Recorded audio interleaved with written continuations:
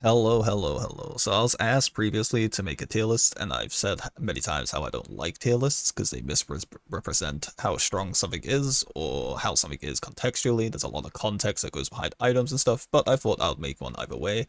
And yeah, so this is going to be my biased tier list on the rank ladder, how these packs perform when it comes to being in the rank ladder, not endless. So some things might look higher or lower depending on how you view it, because some things are just better in ranked than they are in going for the super late endless. So with that said, let's get underway.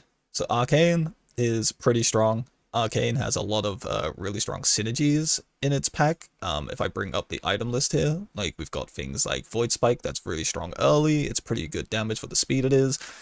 Apply any debuffs to the enemy, it gets very, very strong. You've got things like Runic Shield in the mid game that goes absolutely crazy as you rank it up, and it becomes one of the best items in the game when you get it to 3-star. And then you got Arcane Orb, which just fuels all of this, and then the power of Soul Splitter and Void Stinger just can't really be competitive. Like, you can't compete with these when they get going. This thing will scale your Void Stinger at a rate that like nothing else can really compare with. So all in all, Arcane is really good, and Wild Magic is a very strong tool when used in like an economy setting. So you just put it on the middle left of your board, you feed it 15 gold items, and then it has a chance to turn into stuff like Nature's Call or Lost Fragment and like give multicast to the things above or below it, or it can turn into any of these other items. Like, it's very strong, very good. So for that reason alone, I think Arcane has to sit in the S tier because it's just so strong. Now let's talk about Crystal. This is a pack that is also kind of undervalued by people. You have things like Ruby Knife. If you find a lot of these early, you manage to get it to 2-star extremely quick. Like, you get one of these 2-star at day 6, for example. This thing is going to stack bleed like crazy. You got Snowflakes, which is a Frosty and Crystal item. It synergizes really well with any multi-hit, like including like Cold Shot over here. It's very strong. If you get like a couple of these early, like you get one of these day 1 with some like regular bow action and stuff, it's pretty strong. Like, the early DPS that comes from Snowflake is really good. It also comes with 25% crit, so if you get this to 2-star early, like day 6 area as well, this is going to have 100% crit, which makes scaling stuff like Frostbound a lot easier as well. Amethyst Bow, very, very strong. You get this to 2-star as fast as possible, and this thing is going to apply so much bleed to the point where there's only really one other item that can apply bleed faster than this, in my opinion. But it would also make your Shard Fang go crazy. It's multicast, so it's going to trigger the bleed damage frequently. Very strong item. Poison Dagger, again, synergizes really well with stuff like Emerald Sword. If Emerald Sword will give this bleed, so if you get this to 2-star, it's going to apply that bleed twice. Like, very nice item as well. If you get this 2-starred early, it's a little bit harder to get this 2-starred early in comparison to some of the other items, but still a very good item. Diamond Axe is a little bit on the weaker side, in my opinion, when it comes to comparing it to the other packs, but if you put something that triggers fast underneath this, like, say, a Shard Fang or a Skybolt, this thing is going to scale up this every 10 trigger on item below part very, very fast, and if you get this to a 3-star, it's then every trigger on the item below gives it permanent stats, so this thing can go crazy. Then you've got Amber, which is a triggering item. It triggers anything with the crystal tag that's to the left of it. So this thing paired with, say, like a Topaz Spear with multicast, this is going to scale bleed extremely fast to the point where it even outpaces Amethyst Bow in terms of how much bleed this can give. I've had runs where this at 2-star has been giving like thousands and thousands of bleed, so it's pretty incredible. Shard Fang on its own is quite weak, but if you have anything that applies bleed quickly, this thing does so much damage, as well as is considered a dagger, so it generates a lot of gold of Midas Diary. And then you have Emerald Sword. Emerald Sword is a little bit on the slept side, like people don't really value Emerald Sword that high, but if you just think about things like Amethyst Bow, applying 1 extra bleed every trigger, Poison Dagger, having 1 bleed on it at 2-star is now applying that twice, like, it's pretty good. It's just kind of like a catalyst item. It wouldn't be able to serve on its own, but still pretty good. For that reason, though, because of how fast it can ramp up damage and just melt enemies, Crystal also has to go in the S tier. It's pretty darn good. Dark. Now, this is a pack that, in my videos, I quite often say I disable it because of how weak it is early, and how I just want to find items for my videos faster, so I just have it, like, disabled for consistency reasons. But that's not to say it's weak. Getting a strong Twilight's Edge early, like you get this Dreamcatcher down a little bit, and you give it some crit, like this thing is going to kill enemies really fast. Dusk Shield is very strong when you get to 2-star. It starts giving you percentile of your health as max HP. Like, this is crazy strong when you pair it with, like, say, Dark Necklace and a Night Quill. I went past it. Night Quill, this thing, where it triggers start combat effects in extra time. It makes it very, very strong, and yeah, the amount of shield this gives you is very good. You pair this with, say, the Darkness slot, where it triggers your starter combat effects and extra time, then it goes very crazy very fast because it's a multiplier. So if you have it triggering it your start combat effect twice, and then you have Night Quill, it's triggering it 4 times, and then you have Dark Necklace triggering like your start combat effects as well, you're technically like 5xing how many times things are triggering. So this thing goes crazy.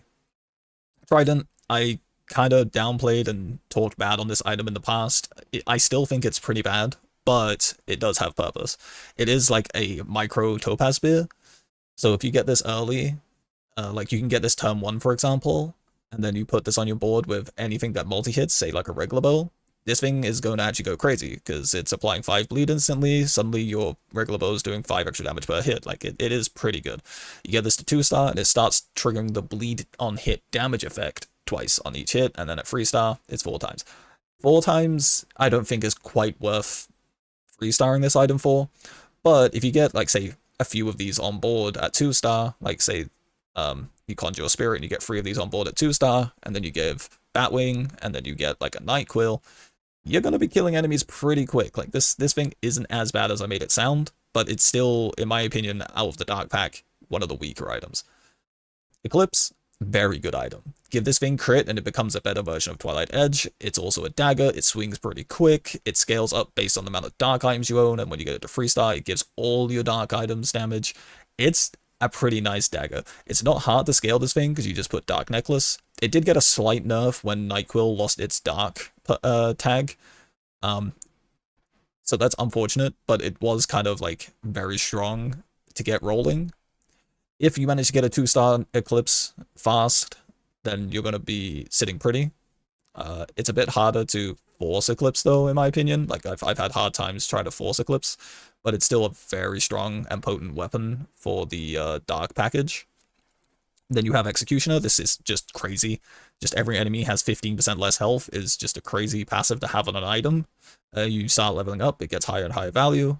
Like, it's very good. You can slot this on literally any board type, and you're just gonna win earlier. Like, it's just very good. Like, you pair this with, like, say, a poison build, well, suddenly your poison needs to do 15% less damage before killing the enemy. Do it with a burn build. Suddenly you need to do 15% less damage before killing the enemy. Like, it's very good.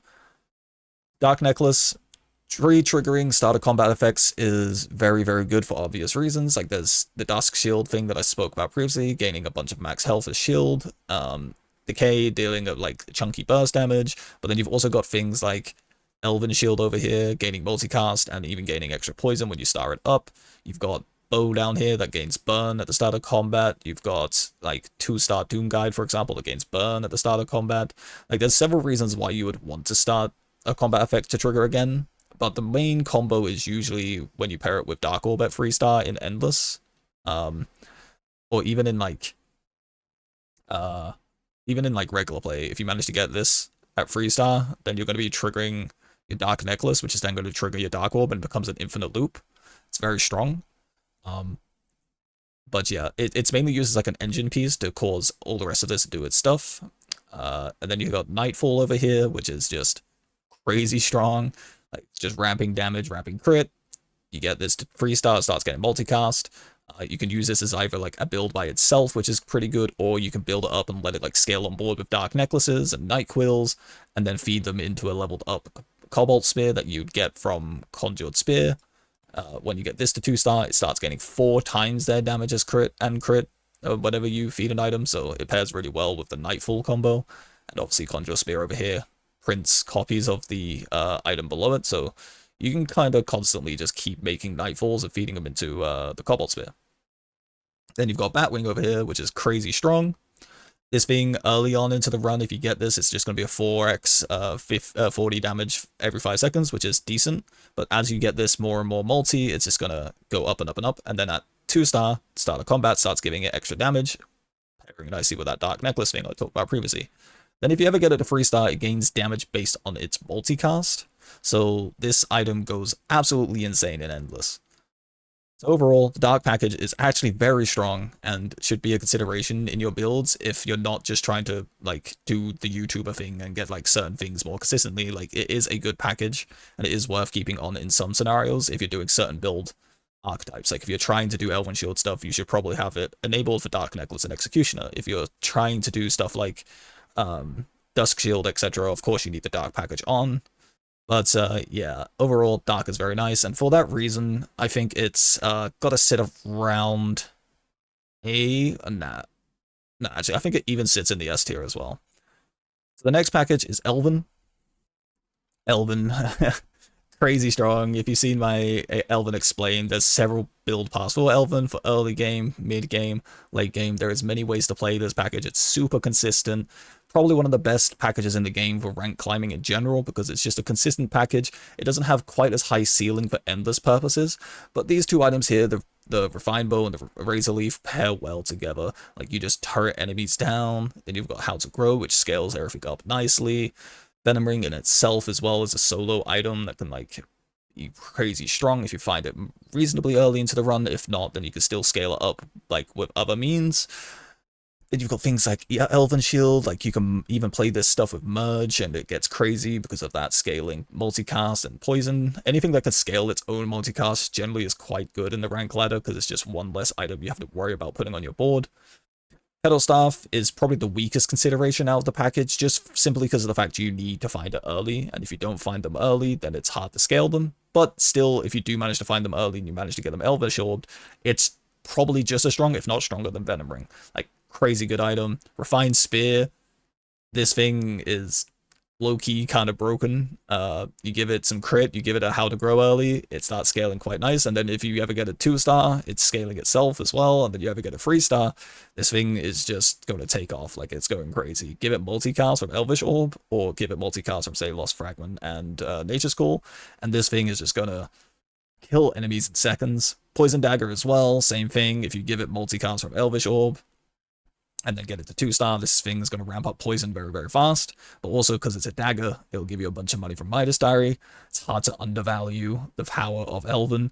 I think I speak for everyone here when we can just be like, okay, Elven's pretty strong. It's an immediate S tier. Like, this easily fits within here. Now, the next pack is Flame, of course. Now, Flame is like the speedrun pack. It's, very good. An early game Wildfire with a couple of flares, an early game Wildfire plus like Molten Bows, a lot of damage. You slap on a Staff of Zeus as soon as you can. Now suddenly you're melting health bars. Give any flame item a Fire Orb and it's gonna scale and quickly become a problem. Like, it's just a very strong package, similar to Elven. Apart from this kind of has late game endless scaling potential because of Blazing Bull and Fiery War Axe as well.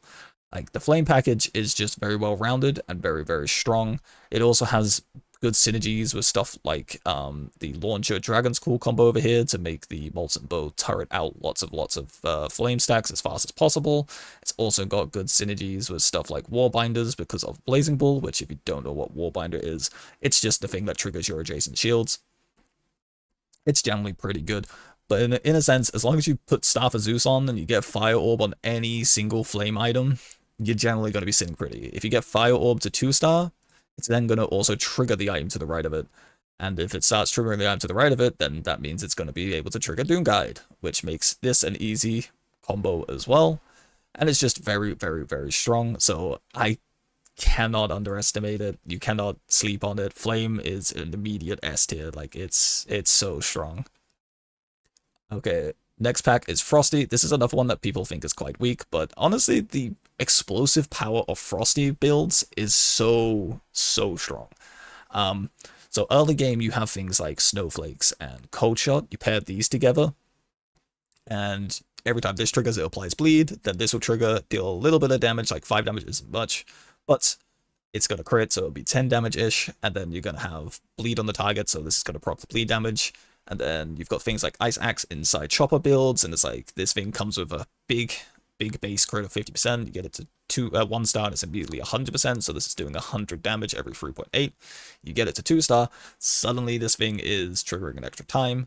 So you get this in an Axe build, it goes kind of crazy. Outside of an Axe build, though, I wouldn't really use it in the Frost package. Cold Shot, again, this item is not great on its own, but as soon as you start pairing it with some of the other Frost items, this thing is insane. This thing is mainly used as a way to scale or proc bleed damage, so you'll use it to scale your other Frost items.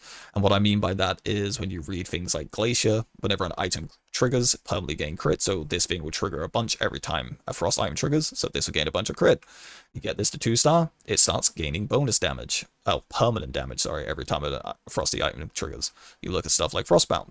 Every time an item crits, permanently gain +2 damage. This thing will scale to numbers that is just ludicrous and start one-shotting, if not two-shotting enemy towers. Then you have things like Sapphire Amulet, which increases your critical multiplier.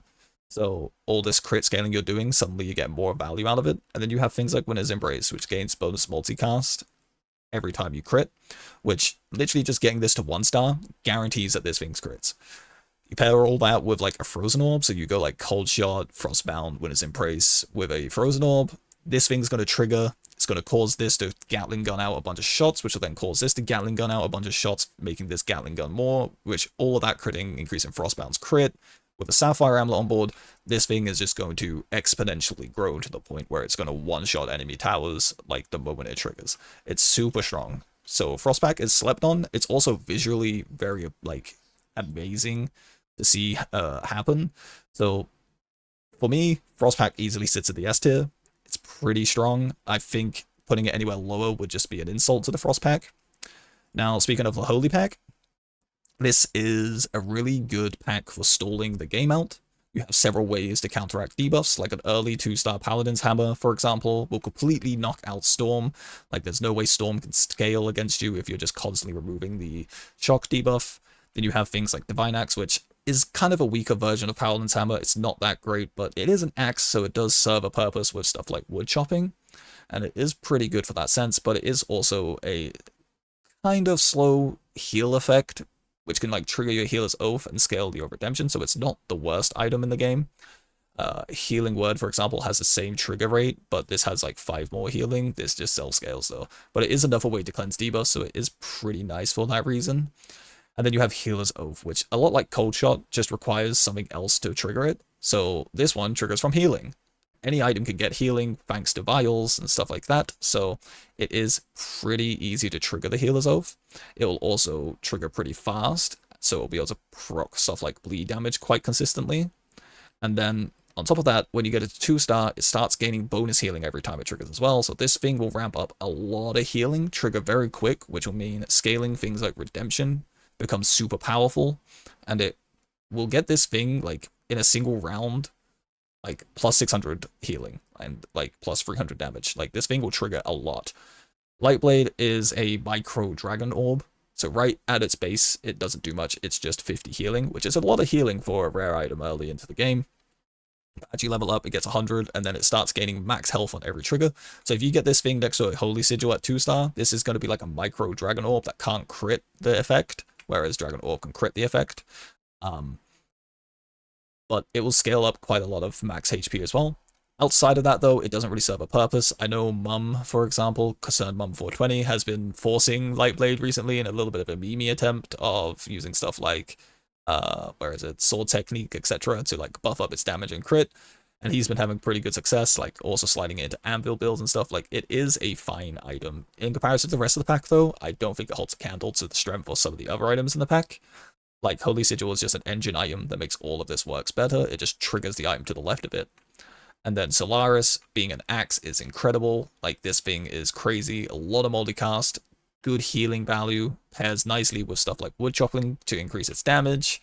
And then once you get it to 2-star, it starts actually gaining multicast and healing increase permanently. So this thing goes really crazy. Pair this with the Dark Necklace, like I said before, from the Dark package, and you're going to get this thing scaling to values that are insane. There's a reason why in Endless this item is like the item for gaining max HP in a Vigor slot, because this thing will gain so much healing that you'll be gaining like 6 million HP by the time you're in the Endless. But in the ranked ladder, it's still very potent because it's the only axe that can get like self-scaling multicast, whilst having other means to be able to scale up with like choppers or wood chopping to make it go absolutely crazy. It also triggers 3 times, because obviously it triggers once at base and then it has 2 multicast, so it makes it a very good candidate as well for triggering stuff like Redemption and your whole Healer's Oath. Redemption is a self-serving item. Whenever you heal, permanently gain damage and healing. Very, very strong. Like, this is like the bonk mace. If you ever get it to 3-star, it triggers whenever you heal as well, so all these other items will start triggering heal redemption. But this thing can get out of hand pretty quick. You give it multicast, you give it the Holy Sigil, and you put a time pendant above the Holy Sigil. This thing is going to go absolutely crazy, perma-trigger, and just scale its own healing and damage, and become quite hard to actually compete with. Protector is the best way to remove debuffs in the game, so this alone would make this pack S tier, but the fact you got all these other good items in the pack makes it even better. So this used to be able to give you immunity to debuffs, but now it only gives you 80%, so that means you still can get one shot by, like, say, a pedal staff and deep endless. But in the rank ladder, just having this at 1-star, like no stars or 1-star, is still enough for you to be able to counteract a lot of what burn does and a lot of what poison does. So this item cannot be understated. Very, very strong. And for that reason alone, I feel like you have to put Holy in the S tier. Now Moon, my beloved. Moon is a very nice pack. You have stuff like Moon Knife, which is just one of the best efficiency, like, economy items in the game. You get 16 experience for the price of 15, because obviously you can sell this back for 15, so you pay 30, sell it for 15. So you've only really paid 15 experience for 15 gold for 16 experience, instead of paying 16 gold for 16 experience. You're saving 1 gold, and it doesn't sound like much, but for each Moon Knife you do this with, you're saving yourself more and more gold down the line. And if you ever get into a scenario where you're like, oh, I'm 1 gold short for something, you probably could have sold a Moon Knife and saved yourself that 1 gold in experience and bought that item and scaled faster because of that reason. So generally, if you see Moon Knives in the shop and you're going to level anyway, you should buy it and sell it and then do your level. It's a lot more efficient that way. Silver Lance is my beloved. I love this item. It goes absolutely crazy as you start starring it up. Right at its base, it just has 1 multi-strike, so it's doing 20 damage per trigger. And then you get it to 1-star, it gets 2 multi-strikes, so it's doing 60 damage per trigger. Then you give it 2-star, and it starts dealing bonus damage and gains an extra multi-strike. So this thing goes absolutely insane when you pair it with bleed items, because that means the extra bonus damage that comes from the on-trigger effect actually re-triggers the bleed damage. So you'll be doing the 5 instances of bleed damage from just the natural trigger, plus then the on-trigger effect doing an extra 5. So you're dealing 10 total triggers of bleed damage every single cooldown cycle of the Silver Lance.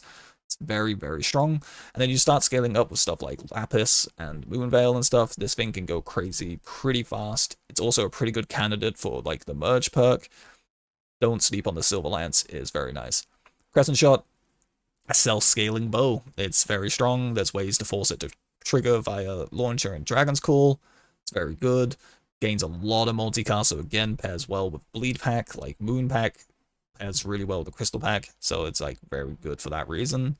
And then it gains bonus damage at 2-star, permanent damage at 3-star. It's very good, easy to get out of hand. Lunar Codex is probably the more slept on part of this pack. It's not bad, but you kind of want to find it early to really make use of that level up bonus, because outside of that, you only really gain an extra bonus when you get it to 3-star, and eventually the level up bonus becomes null and point, because items can only trigger 10 times a second. So this has a base cooldown of 3.3, so you would need 33 multicast for this to be triggering permanently, which is quite easy to get when you consider things like Moonveil and Night Quills, plus the fact that it's going to be gaining multicast whilst leveling. So this is not the best item, but since it can get to that multicast cap so quickly, it does become a great target for Lapis, since you're going to get a bunch of damage. You could put this in, like, any of the buff slots on the tower, and yeah, this is going to get great value. Highblade is probably the best moon item here in terms of DPS, because it scales its own cooldown, and then when you get it to 2-star, it scales its own damage. You don't have to get it to 3-star for it to start becoming, like, self-sufficient in multiple ways. It's crazy strong. Moonstone, kind of like a worse version of the Highblade, but still pretty good. It is a mace as well, so it synergizes with things like Astral Hammer, wherever that's gone in this pack. Over here, Astral Hammer, it's very, very nice. A lot of multicast, start scaling its own damage when you get to 2-star. Great candidate for Lapis, great candidate for bleed damage, just very good. Put this also in any of the slots that, like, have burn or poison on the tower. You're going to ramp it up very fast. It's very good. Lapis just makes the rest of this pack do more damage, so therefore it's a great item. You find this early, pair with any moon items, and it gets out of hand pretty quick. Moonveil gives multicast to this entire pack, including itself. Give anything a moon tag via the moon essence. Now suddenly those items are also going to be getting multicast. Moonveil is very strong, especially when you pair it with Moon Knives early. Like if you manage to get an early, like day 5 Moonveil with Moon Knives, and then you have a Midas Diary, you're going to be making a lot of money.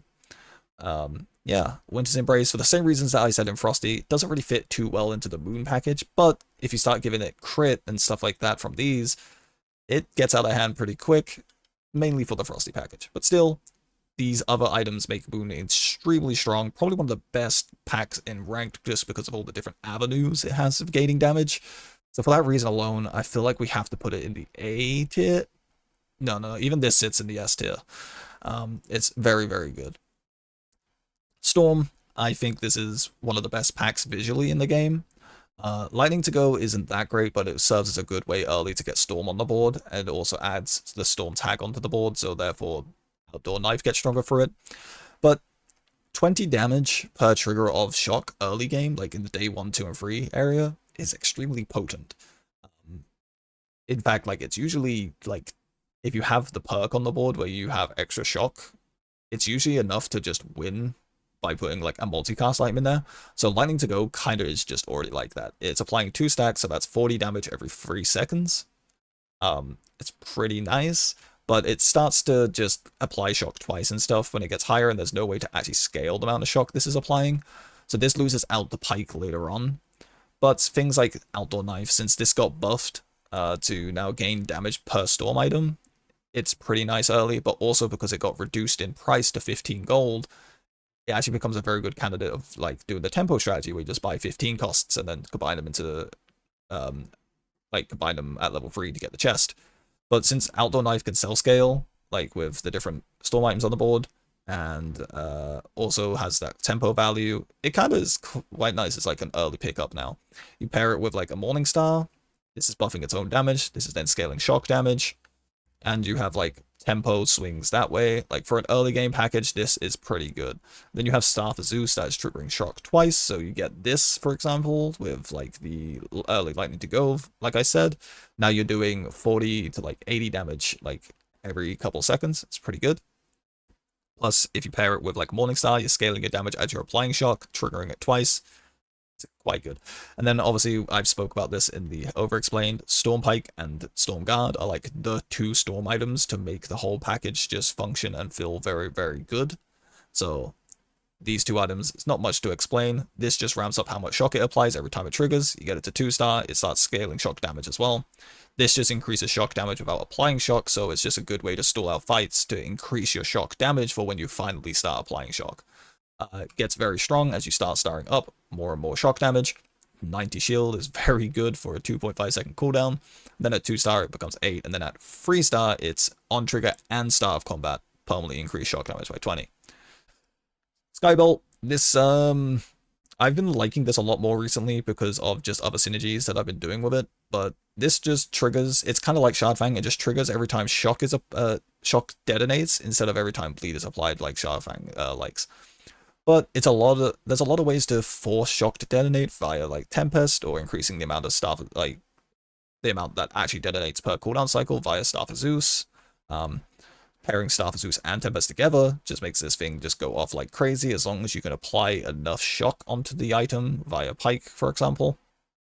Then Skybolt goes crazy. Stick this underneath the Diamond Axe. This thing is going to scale like crazy because this thing is going to be always triggering. Tempest is the nuke item. So as you apply a lot of shock to the tower, Tempest is going to be the way that you force a bunch of those shocks to detonate at once, along with Staff of Zeus, and you're just going to like one-shot enemy health bars from the amount of shock that you just do and all the shock scaling you've done. It's very nice. For that reason alone, for the visual appeal and just how much burst potential and scaling it has into the late game of the run, I think Storm has to sit in the S tier as well. It's kind of hard not to undervalue Storm. It's very, very nice. Which is the pack that is crazy strong late game, but a little weak early. It recently got a buff with the Cauldron. It sits very nice. Its main pain point is trying to get online as fast as possible, so therefore you can scale. But that mostly comes from Crook. So if you get Crook to 2-star as fast as possible, it'll have guaranteed crits and gives you 2 random vials. Vials, if you don't know, are these ones. There's a lot of value that comes from these. It doesn't add any of these to bloat the pool, so you're constantly going to be getting things like max health increase, healing, any of the status effects, cooldown reduction, free rerolls, crit, experience, damage, and money. Like, you'll have a great funding of these sources. I have never once seen it give me a morph vial, so I don't even consider this thing to exist. So every other vial that comes from this package here, though, is incredible to get consistently. They did just nerf Crook, so it only gives you 2 vials instead of 3, but I still think 2-star Crook in terms of scaling the tower, in terms of ranked, is very strong. I wouldn't even make it 3-star if I was just going for consistent wins. If I'm going for the funny plays, I'll make it 3-star just to try and get like Crown Forges and stuff. But just keeping it at 2-star, reducing its cooldown, giving it multicast, you can then feed any of the potions it generates into literally any item in the game, and it becomes a nuclear weapon. Night Bloom, you just passively have this on your board. You don't even need to feed it potions apart from cooldown potions, and this thing is going to scale so much shield value from your Crook that these two are kind of like the wonder combo for the early game. Brew Today instantly generates vials whenever it triggers. Only has 3 charges though, but the fact that it's instantly vials and not lesser potions and stuff means that it's going to be giving you these vials that I mentioned previously that have crazy value, all at just base level. That's why several times you'll see within runs, Michu and I, etc., will just pick up a Brew Today and just throw it on the board without even leveling it, because for 35 gold, you're getting these every round. Like, it's a lot of value. Then you've got Wicked Staff. It's a bit slow, but if you're feeding it the potions from, like, Crook, this thing becomes basically a potion equivalent of Mythic Rod. So this is like the drug addict version of Mythic Rod. It's very, very good, very, very strong. You will bonk extremely hard. The only downside to this item is how slow the projectile is. Sometimes you'll lose a round because the enemy is just slightly quicker than you, but still can get out of hand pretty fast with the amount of potions you're generating. Simple Curses, much like Crook, just generates a lot of vials. Like, a lot of vials once it's going. Just reduce the cooldown, give it multicast, and you again can funnel any of these vials into anything else and turn it into a nuclear weapon. Candle gains a stack every time it triggers, and then whenever you consume a potion, it gives all witch items that you currently have, be it on your board or your inventory, extra damage. It's fine. It's not necessary in ranked, but in Endless, just having one of these at 3-star, for example, in your bag, like, you're going to scale your witch damage up quite exponentially. Potion Belt, much like Candle at 3-star, you don't need this on your board. You can just have it in your inventory because it's a start day item, and it's just going to generate a vial. It's very strong. And then get it to 2-star, and it's going to generate potions instead, which is any of these things. And if you get it to 3-star, it generates 10. So Potion Belts are much like Goblets, where you can just kind of like pick them up and hold onto them, and they're just going to scale in value as you're just like holding onto it. Cauldron got changed recently, so now if you feed this potions, it's going to get stacks, and then when it triggers, it's going to take those stacks and turn them into potions. So what I did is basically use Crook to generate a bunch of vials, feed those vials into the Cauldron, because it's going to give it cooldown reduction and all these good stats. Like, it's going to remove the RNG of like having these in the pool, and I'm going to consistently keep getting it cooldown reduction and like damage and stuff like that to make this thing good. And then they just give it multicast via Nature's Core and a Lost Fragment, and this thing is going to eventually, as you get it to like 1-star, 2-star, it starts generating more than you actually gave it, because every 1 vial is going to be 3 ingredient stacks, and every single trigger takes 1 stack and turns it into a potion. So you're basically tripling your output as soon as you get this to 2-star. And then Wand, much like anything else, it's like, you can just feed this any potions and it's going to start becoming crazy because it gains multicast for each potion. It's a bit overused in my opinion, because like, it's basically Batwing, where you're just going to have a bunch of multicast, the number's going to be really big, and it's kind of pointless. You're going to have a Gatling gun, but at the same time, if you feed that many potions into any other item, it's also going to just do what one does. Like, it's kind of crazy. So for that reason, and just how powerful it is in the late game, I feel like I have to put Witch in the S tier. Now the neutral pack. It's hard to evaluate the neutral pack, because a lot of what the neutral pack does is just kind of be generic items, or combo piece items that make these other packs like function better. So I'm talking about things like generic items such as Bone Club, Novice Blade, regular bow, etc. And as you level these up, they just start gaining damage like in random ways or destroying shields, etc. Like, they're just kind of basic items. They do have some good economy-based items as well, with like Brass Knife and your Midas Diary, etc. But for the most part, the best thing about the neutral pack are things like Dream Catchers, Nature's Call, Lost Fragments, and then you've got Mythic Rods. All these things that like speed up the run in its own way. You've got Dragon Orb, or I guess if you freestar it, Sagon Orb. Like, it's hard to say that this pack is bad because of just how good it is at synergizing with everything else in the game. And then of course it's got Pandora's Box, which is like the best economy item in the game. So for just Pandora's Box existing by itself, you kind of have to put the neutral pack in S tier. So this is my tier list. I hope it makes sense. I hope everyone sees how I view the power level of every single pack. The positioning in terms of what tier they're in, like from left to right, doesn't matter. It's more just about if they're in S, A, B, C, or D. So if I think something's in S tier, that's probably because I think it's very, very strong. Thank you very much for watching, and I'll catch you in the next one.